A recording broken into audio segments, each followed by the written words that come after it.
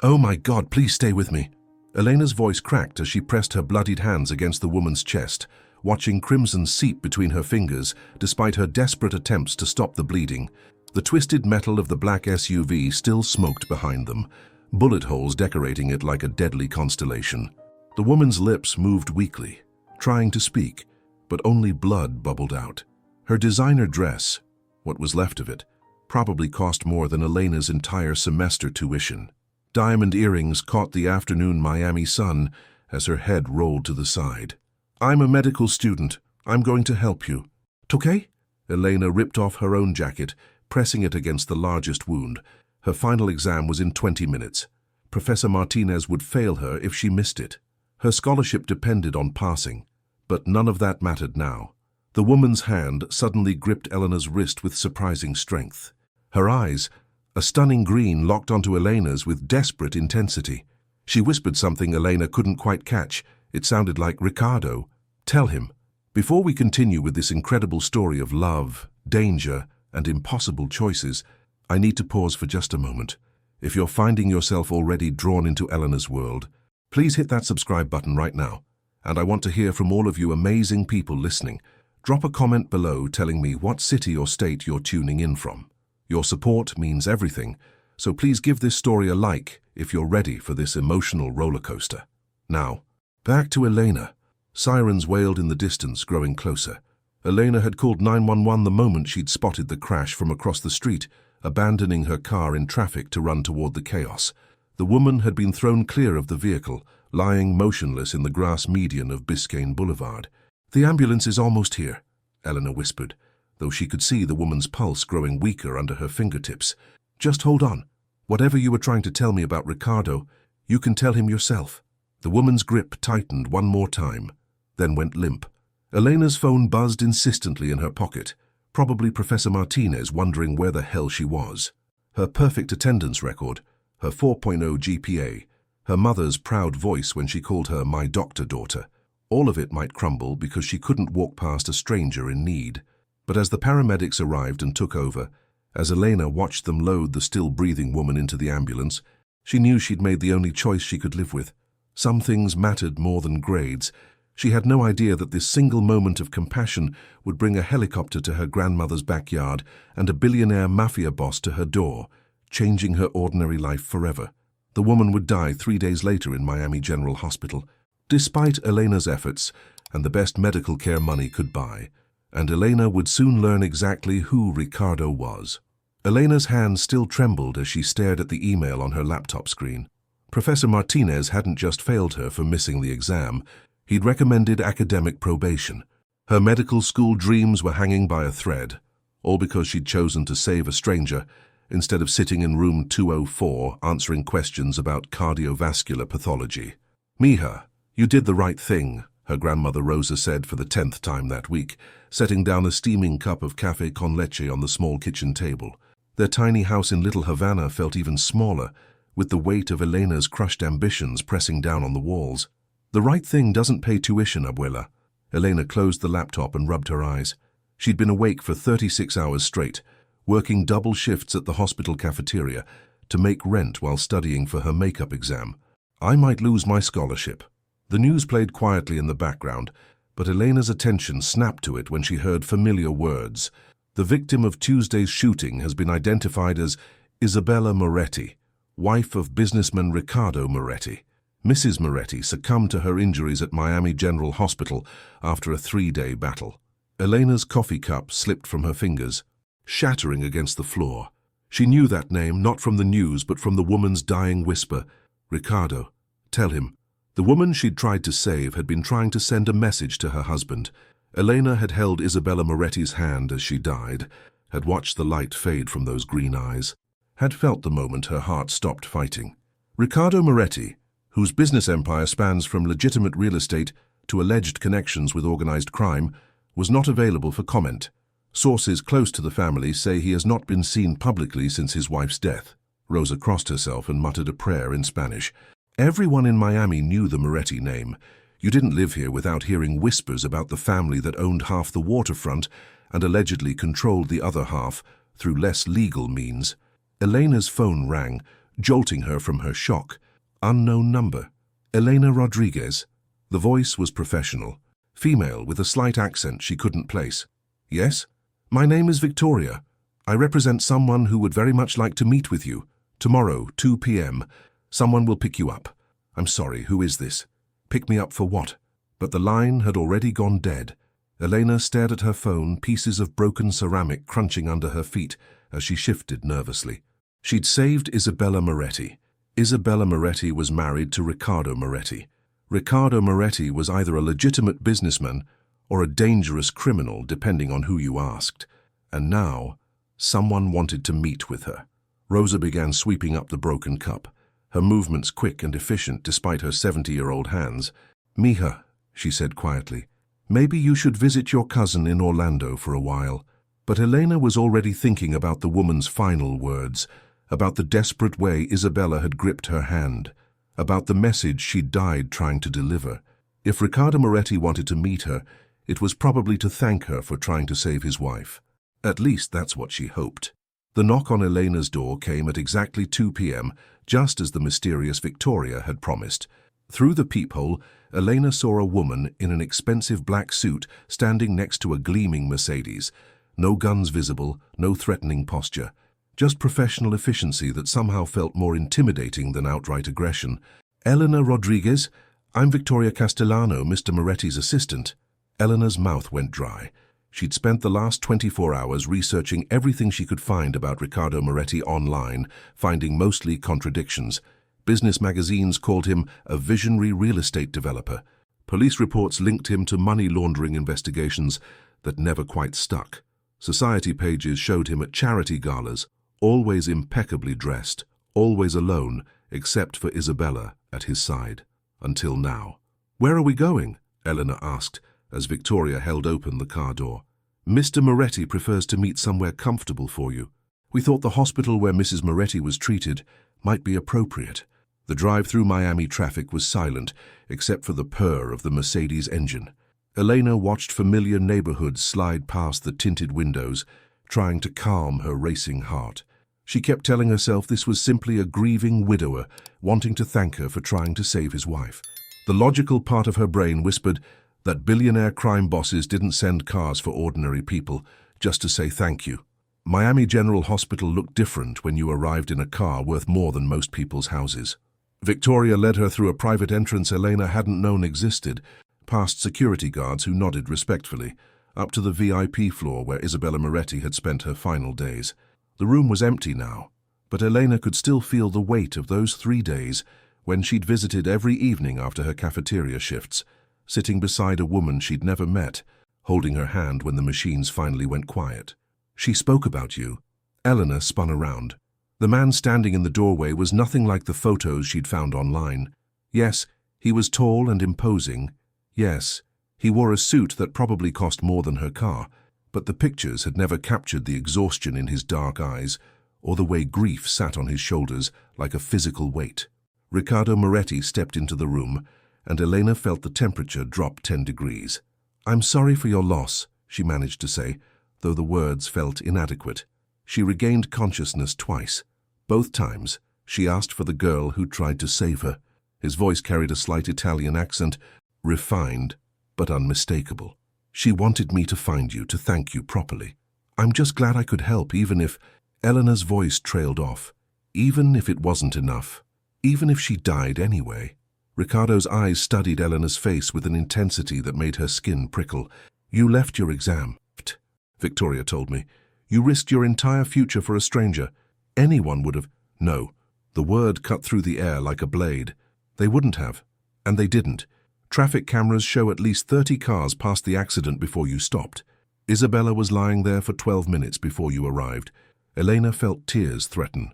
She'd tried so hard not to think about those 12 minutes, about what might have happened if she'd gotten there sooner, if she'd been better trained, if she'd made different choices.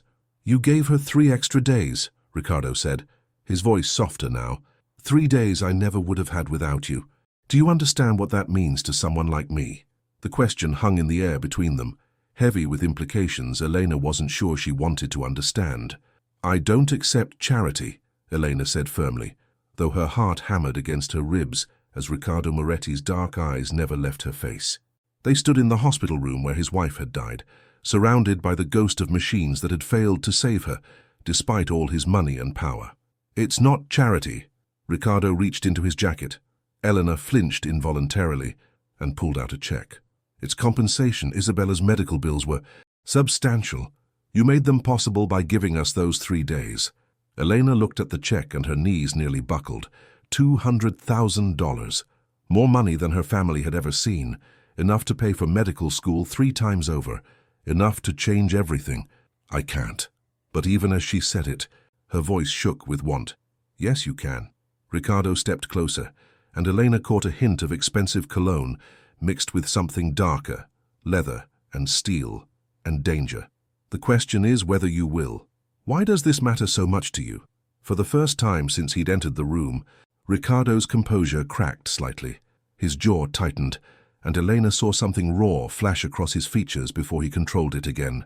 Isabella was pregnant. The words hit Elena like a physical blow. She sank into the visitor's chair she'd occupied during those 3 vigil nights, her mind reeling. "She didn't know yet. The doctors told me after the autopsy." Riccardo turned to stare out the window at the Miami skyline, his reflection ghost-like in the glass. "She would have made a good mother, better than I would have been as a father.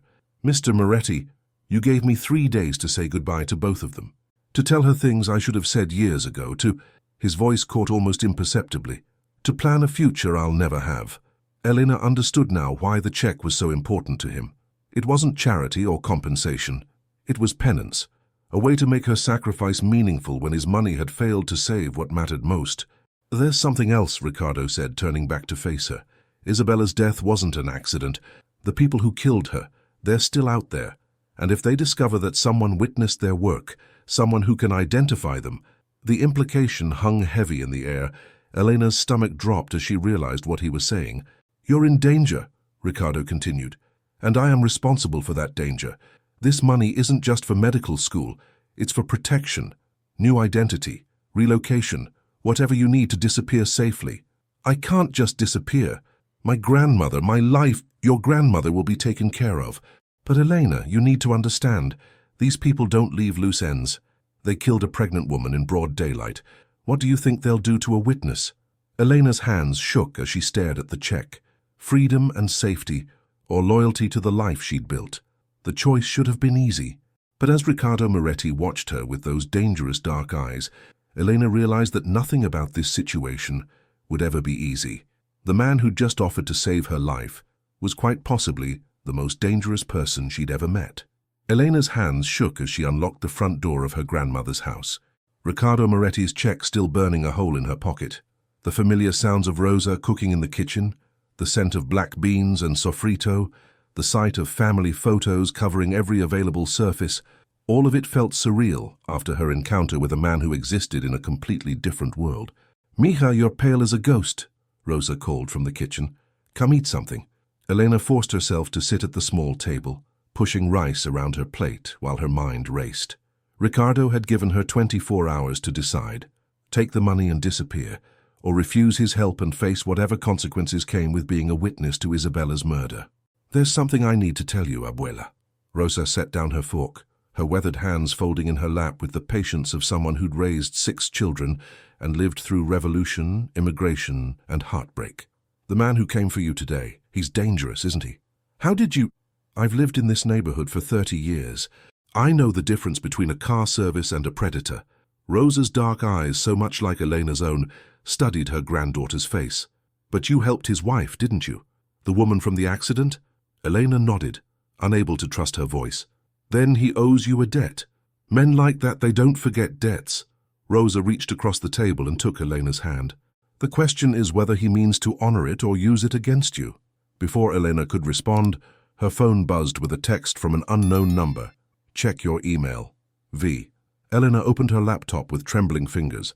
Victoria had sent her a news article with the headline, "Witness in Moretti case found dead." The accompanying photo showed a young man, maybe 25, with kind eyes and a nervous smile. She scrolled down to read, "Marcus Chen, 24, was found shot execution style in his Kendall apartment early this morning. Sources confirmed Chen had contacted police regarding the Isabella Moretti shooting, claiming to have seen the vehicles involved. He was scheduled to meet with detectives today. Elena's laptop crashed to the floor. "Mija!" "They killed him," Elena whispered. "They killed the other witness." Rosa crossed herself quickly, then moved around the table to pull Elena into her arms. "What did the man offer you?" "Money, protection, a new life, and the cost." Elena pulled back to meet her grandmother's eyes. "Leaving you, leaving everything." Rosa was quiet for a long moment, her hands stroking Elena's hair the way she had when Elena was small and afraid of thunderstorms. "Your mother died protecting you," Rosa finally said. "She worked 3 jobs so you could focus on school, wore the same dress to church for 5 years so you could have books and supplies. You think she'd want you to throw your life away for pride? It's not pride, it's... Yes, it is." Rosa's voice carried the authority of someone who'd survived more than her granddaughter could imagine. "And it's fear. You're afraid of owing a dangerous man, afraid of what accepting his help might mean." Eleanor's phone buzzed again. Another text. "Car will be there in 1 hour. Decision time. V." Through the kitchen window, Eleanor could see the sun setting over Little Havana, painting the sky in shades of orange and pink. In an hour, she'd have to choose between the life she'd always known and a future that terrified her almost as much as it tempted her. "What would you do, Abuela?" Rosa smiled, the expression sad but certain. "I'd trust the man who came to honor his debt instead of waiting for the ones who shoot witnesses in their sleep." The Mercedes was waiting outside when Elena emerged from her grandmother's house, a single suitcase in her hand, and tears she refused to shed burning behind her eyes. Rosa stood in the doorway, her own tears falling freely, as she pressed a worn silver cross into Elena's palm. "Para protección," she whispered. "Your mother wore this when she came to America." Elena clutched the necklace, memorizing every line in her grandmother's face. "I'll come back for you." "No, Mija. You'll build a new life, a safe life. That's enough for me." Victoria held the car door open without comment, her professional mask never slipping even as Elena took one last look at the only home she'd ever known. The drive through Miami felt like a tour of her abandoned dreams, past the university where she'd never finish her degree, past the hospital where she'd worked her way through school, past the familiar streets where she'd grown up believing hard work and good intentions were enough to guarantee a future. The private airport surprised her. Eleanor had expected maybe a first-class ticket on a commercial flight, not a sleek jet with RM discreetly painted near the tail. "Where are we going?" she asked as they boarded. "New York, initially," Victoria replied, settling into the leather seat across from her. "Mr. Moretti has properties there, safe houses. You'll have time to decide what comes next." Eleanor stared out the small window as Miami fell away beneath them, the city lights growing smaller until they looked like scattered diamonds on black velvet. She'd never been on a plane before, had never traveled further from home than Orlando to visit cousins. Now she was flying toward a completely unknown future, her old life disappearing at 30,000 feet. "He didn't have to do this," Elena said quietly. Victoria looked up from her tablet. "Mr. Moretti doesn't do anything he doesn't want to do. If he's protecting you, it's because he believes you're worth protecting, or because he feels guilty. Guilt is a luxury men like Ricardo Moretti can't afford. Trust me, this is about more than guilt." The plane banked slightly and Eleanor felt her stomach drop, not from the turbulence, but from the realization that she was completely at the mercy of a man she knew almost nothing about, a man whose wife had died in her arms, a man who commanded enough respect or fear to make witnesses disappear and enough power to make her disappear too, if he chose. "What's he really like?" Elena found herself asking. Victoria was quiet for so long Elena thought she wouldn't answer. Finally she said, "Dangerous, brilliant, loyal to the people who earn it." She paused, studying Elena's face. "Isabella was the only person who ever made him laugh. Really laugh, not just the polite sound he makes at business dinners. He hasn't laughed once since she died." Eleanor thought about the raw pain she'd seen flash across Ricardo's features when he'd mentioned Isabella's pregnancy, about the way his voice had caught when he spoke about saying goodbye. "You loved her too," Elena said. It wasn't a question. Everyone loved Isabella. She was... Victoria searched for the right words. She was the light that kept the darkness from swallowing him completely. Without her, she didn't finish the sentence, but Elena understood. Ricardo Moretti was a man balanced on the edge of something dangerous, And Isabella had been his anchor to humanity. Now that anchor was gone. The pilot's voice crackled over the intercom, announcing their descent into New York. Elena gripped the armrests as the plane tilted downward, carrying her toward a new life she'd never chosen, but couldn't escape. She just hoped she was flying toward salvation, not a different kind of destruction. The Manhattan penthouse was nothing like Elena had expected. Instead of ostentatious displays of wealth, she found warm hardwood floors, floor-to-ceiling windows overlooking Central Park, and artwork that spoke of personal taste rather than expensive acquisition. It felt like a home, not a showpiece. "Mr. Moretti will be here tomorrow," Victoria explained as she gave Elena a brief tour. "Tonight, you rest. The refrigerator is stocked. There are clothes in your size in the master bedroom closet, and this phone is yours." She handed Elena a sleek device. "My number is programmed in, along with security. Don't leave the building without calling first." Elena nodded, still overwhelmed by the rapid transformation of her life. 12 hours ago, she'd been eating rice and beans in her grandmother's kitchen. Now she was standing in a penthouse, worth more than her entire neighborhood. "Victoria!" she called as the woman prepared to leave. "Why is he really doing this?" Victoria paused at the door, her hand on the handle.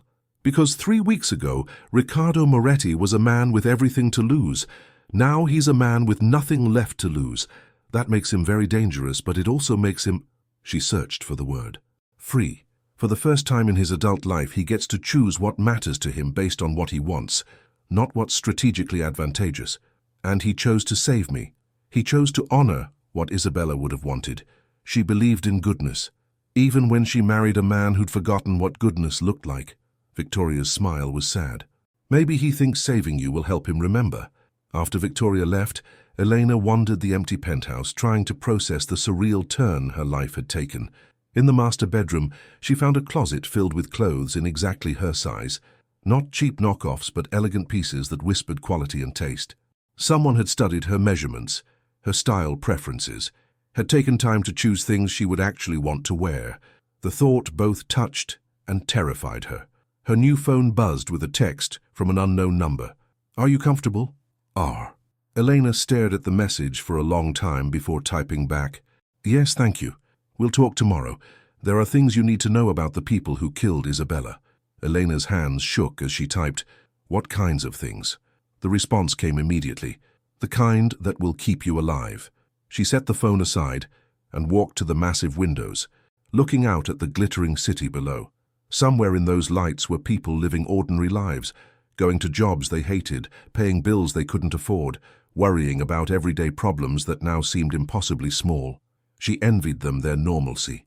Elena pulled her grandmother's cross from her pocket, clutching it like a lifeline. "Para protección," Rosa had said. But protection from what? From the people who'd killed Isabella? From the police who might not be able to keep her safe? Or from Riccardo Moretti himself? Her reflection stared back at her from the dark window, a young woman who'd traded her future for a stranger's life and ended up in a world she didn't understand, protected by a man who might be more dangerous than the people hunting her. Tomorrow she'd learn exactly what she'd gotten herself into. Tonight, she'd try to remember who she used to be before her life became someone else's story. Elena woke to the scent of coffee and something else, expensive cologne mixed with leather and steel, the same scent that had surrounded Riccardo Moretti in the hospital. She pulled on a robe and found him standing in the kitchen, making breakfast with the casual efficiency of someone comfortable in his own space. "I thought you might be hungry," he said, without turning around. In daylight, without the shadows of grief and the sterile hospital setting, he looked younger than she'd expected. Still dangerous, but there was something almost domestic about watching him flip eggs with practiced ease. "You cook?" "Isabella taught me. She said no one should be completely dependent on others for survival." He plated the eggs alongside perfect toast and fresh fruit, setting everything on the marble counter. "Sit. We need to talk." Elena perched on a bar stool, suddenly aware that she was wearing nothing but a silk robe in the kitchen of a man she barely knew. If the situation bothered him, it didn't show on his face. "The people who killed Isabella aren't random criminals," Riccardo began, his voice matter of fact. "They're professionals, hired by someone who wanted to send me a message." "What kind of message?" "That no one I care about is safe." He poured coffee into 2 mugs, sliding one across to her. "Isabella wasn't involved in my business. She taught elementary school. Volunteered at animal shelters, donated half my money to charity behind my back. She was innocent. Elena heard the pain beneath his controlled tone. But they killed her anyway. They killed her because she was mine. Ricardo's eyes met hers, dark and unforgiving. The same reason they'll come for you if they discover you witnessed their work. But I can't identify them. I barely saw the car. They don't know that, and they don't take chances. He pulled out his phone, showing her a series of photos. Marcus Chen, the other witness. This is what they did to him. Elena pushed the phone away, her breakfast suddenly tasteless. Why are you showing me this? Because you need to understand the stakes. This isn't a movie where the good guys always win.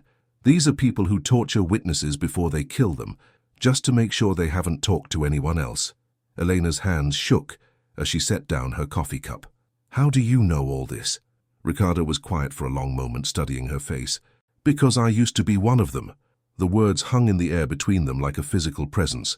Elena felt the temperature in the room drop, felt the careful balance of power shift as she realized exactly what kind of man had taken her under his protection. You're not just connected to organized crime, she said slowly. You are organized crime. I was for a very long time. Ricardo's voice never wavered, never showed shame or apology. I built an empire on fear and violence and blood. I made choices that haunted Isabella every day of our marriage. And now I'm trying to figure out who I am without her to keep me human. He stood, moving to the window that overlooked Central Park. She used to say I had a choice every morning. Wake up and choose to be the man she believed I could be, or wake up and choose to be the monster everyone else expected. Elena stared at his profile, trying to reconcile the man making her breakfast with the implications of what he'd just confessed. Why tell me this? Because you deserve to know who's protecting you, and because... He turned back to face her, and Elena saw something vulnerable flicker across his features. Because Isabella would have liked you. You have the same stubborn determination to save people who don't deserve saving. The silence stretched between them, heavy with unspoken questions. Elena thought about Marcus Chen's kind eyes in the newspaper photo, about Isabella Moretti's desperate final words, about her grandmother crying on the front porch as the Mercedes drove away. What happens now? She asked. Now we find the people who took Isabella from me, Ricardo said, his voice carrying the quiet promise of violence. And we make sure they never hurt anyone you care about again. Elena realized with crystal clarity that she was no longer just under Ricardo Moretti's protection. She was part of his war. You want me to be bait, Elena said, her voice steady despite the adrenaline coursing through her veins. They sat in Ricardo's study, surrounded by leather-bound books and the soft glow of afternoon sunlight filtering through bulletproof windows. I want you to live your life, Ricardo corrected, though his eyes never left the security monitors mounted discreetly on his desk. With certain modifications.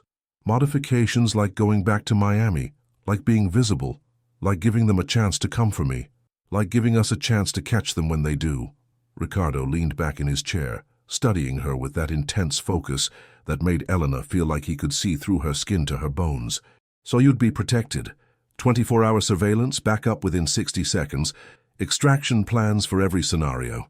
Elena stood and paced to the window, looking down at the people walking through Central Park with their normal, uncomplicated lives. And if something goes wrong? Then I kill everyone responsible and burn their world to the ground. The casual way he said it, like he was discussing the weather, sent chills down Elena's spine. But there was something else in his voice too, absolute conviction. Ricardo Moretti would do exactly what he'd promised, and probably enjoy it. Why does this matter so much to you? She asked, turning back to face him. Isabella is gone. Catching her killers won't bring her back. For the first time since she'd met him, Ricardo's controlled facade cracked completely. Pain and fury flashed across his features, raw and devastating. Because I failed her, he said, his voice barely above a whisper. For 15 years, I protected everyone and everything I cared about. I made enemies afraid to even think about crossing me. And when it mattered most, when she needed me, he stopped, running a hand through his dark hair. She died alone, Elena, bleeding out on the side of the road while I was in a meeting, making deals with people who didn't matter. Elena felt something shift inside her chest, sympathy for a man who carried guilt like a physical weight, who blamed himself for a crime he hadn't committed. It wasn't your fault, wasn't it? Ricardo's laugh was bitter. I knew there were threats. I knew people wanted to hurt me through her, but I thought my reputation was enough. I thought fear would keep her safe. So this is revenge? This is justice. And prevention. He stood, moving closer to her, and Elena caught that familiar scent of danger and expensive cologne. The people who killed Isabella won't stop with her. They'll keep taking people I care about until I'm destroyed or dead. And you care about me? The question slipped out before Elena could stop it. Ricardo went very still, his dark eyes searching her face with an intensity that made her breath catch. You saved my wife, he said finally. You risked everything for a stranger. You gave me 3 more days with the only good thing in my life. His voice dropped lower, rougher.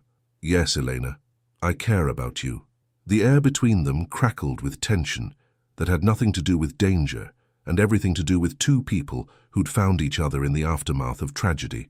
Elena realized she was holding her breath, realized she'd stepped closer to him without conscious thought, realized that caring about Riccardo Moretti was probably the most dangerous thing she could do. If I agree to this, she said, what happens after?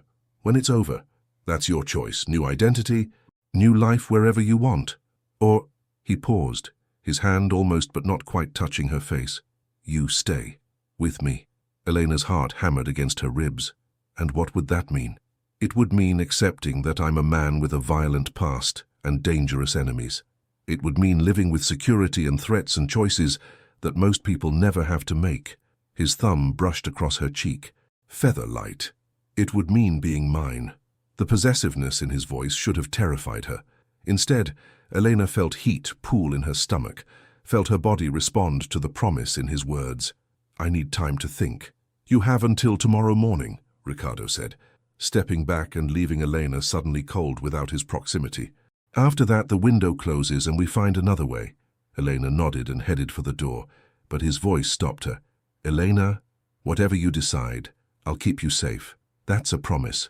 As she walked back to the guest room, Elena realized that sometime in the last 2 days, keeping her safe had become the most important thing in Riccardo Moretti's world.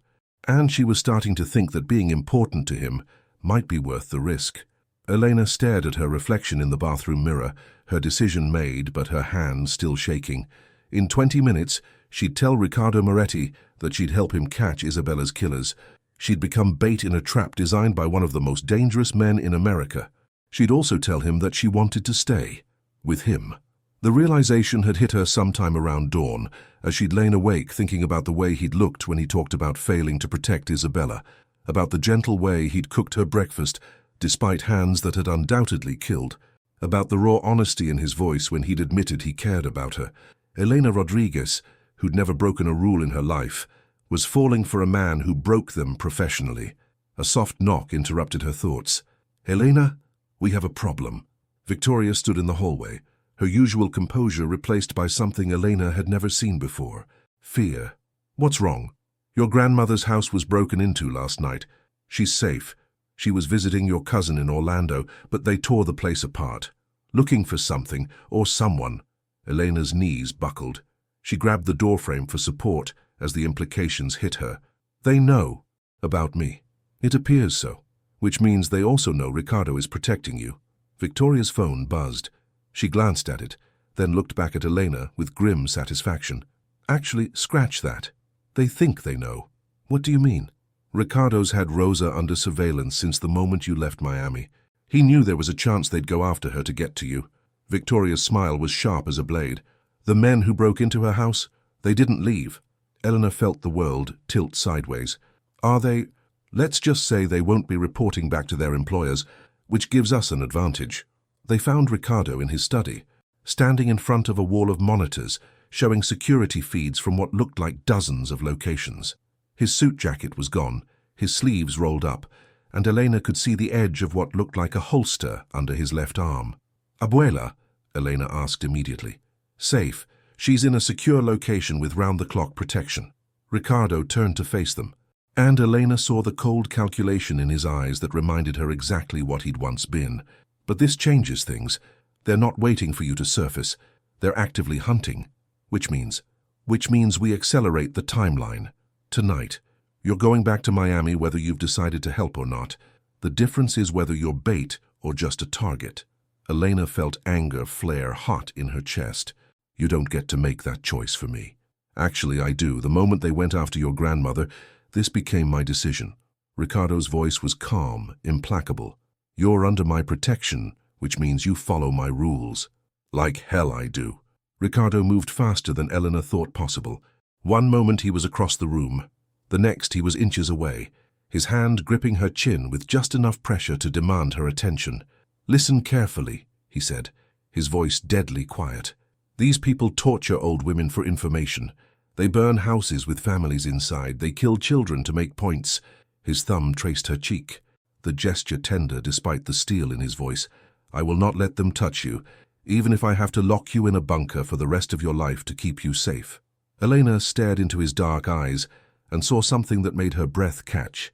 Not just determination or possessiveness, but something deeper. Something that looked almost like, "You're in love with me," she whispered. Ricardo's hand stilled against her face. For a moment, his carefully controlled mask slipped completely, and Elena saw vulnerability and want and desperate need. "Yes," he said simply, "which is why I can't lose you too." The admission hung in the air between them, changing everything. Elena realized that this had stopped being about justice or revenge or even survival. This was about a man who'd lost everything he cared about and found something new worth protecting, something worth dying for. "Then we do this together," Elena said, covering his hand with hers. "As partners, not as your protected witness, but as someone who cares about you enough to help you finish this." Ricardo searched her face for a long moment.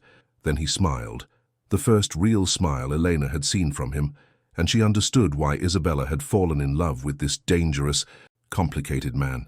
"Together," he agreed, and Elena knew there was no going back now. They were going to war. The private jet touched down at Miami International as the sun painted the sky in shades of orange and pink.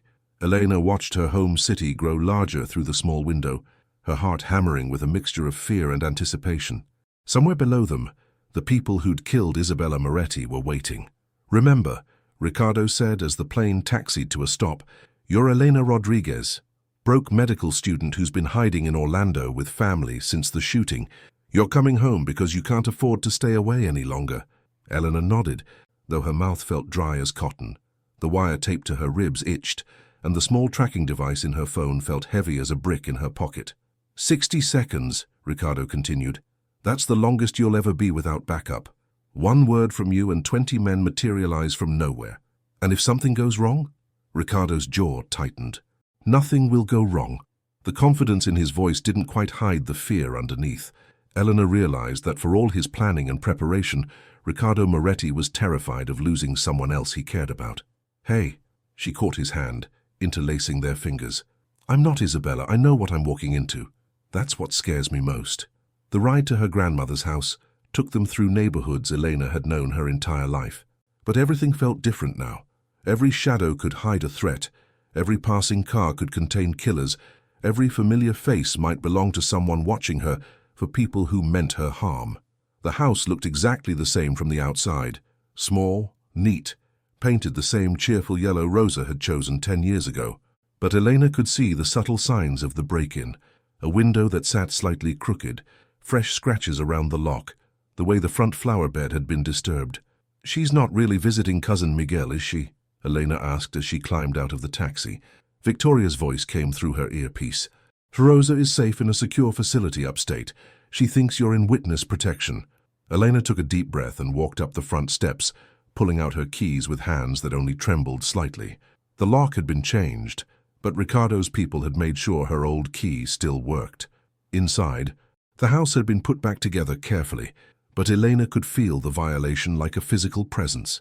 Someone had touched her grandmother's things, had gone through their photos and memories and personal belongings looking for clues about where Elena might be hiding. She forced herself to move normally, unpacking the few clothes she'd brought, making coffee in Rosa's kitchen, settling into the familiar rhythms of a life that no longer existed. "Movement on the south side," Victoria's voice crackled in her ear. 2 men, walking slowly, taking photos. Eleanor's heart rate spiked, but she forced herself to continue washing dishes. Just a young woman doing ordinary tasks in her grandmother's house. "They're setting up surveillance," Ricardo's voice joined the channel. "Good. Let them watch." For 3 hours, Elena played the part of a broke medical student trying to restart her life. She called about her missed exam, visited the corner market where she'd shopped since childhood, even stopped by the hospital where she'd worked in the cafeteria. All the while she felt eyes on her, watching, waiting. Elena, Victoria's voice held new urgency.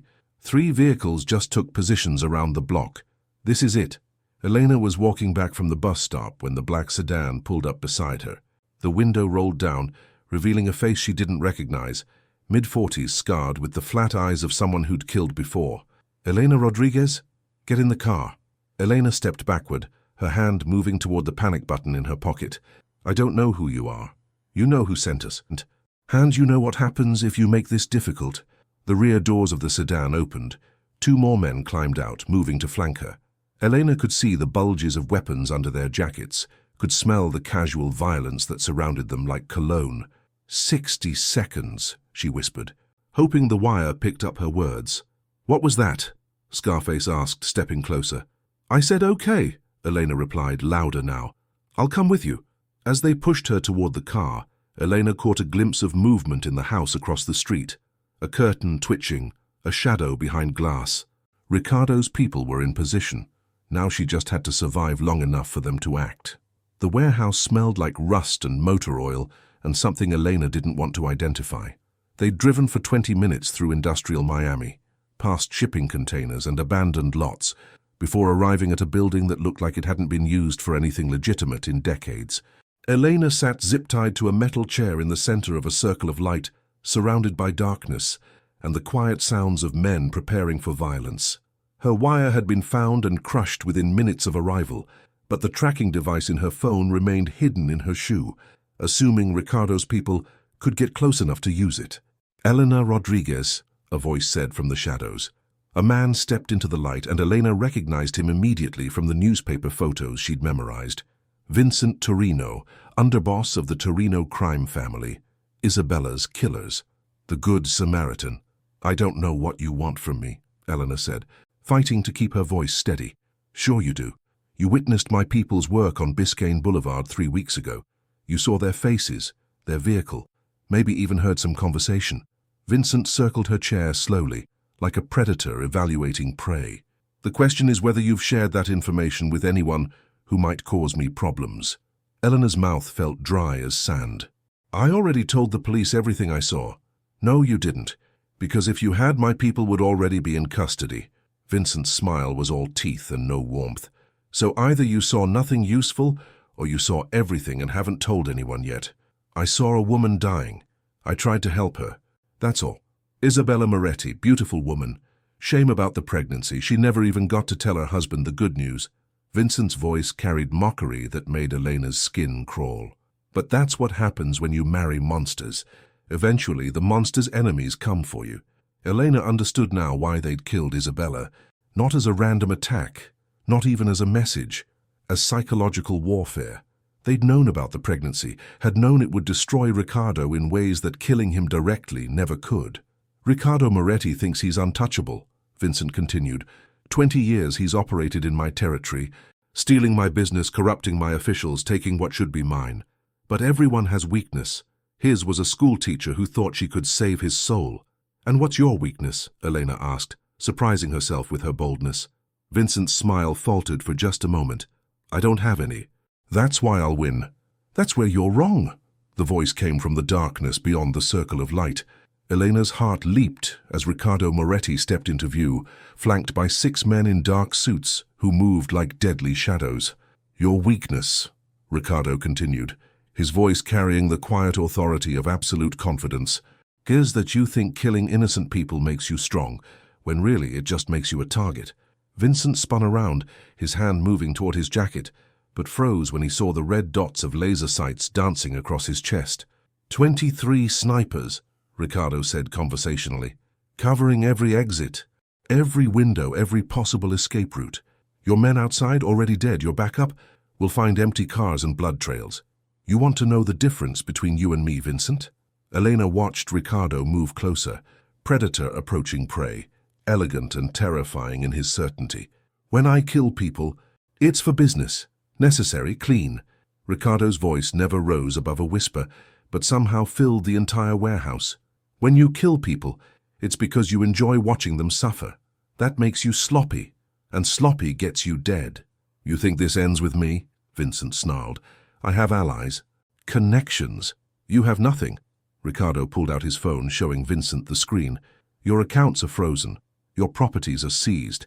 Your allies are currently explaining to federal prosecutors why they shouldn't be charged as accessories to the murder of a pregnant woman.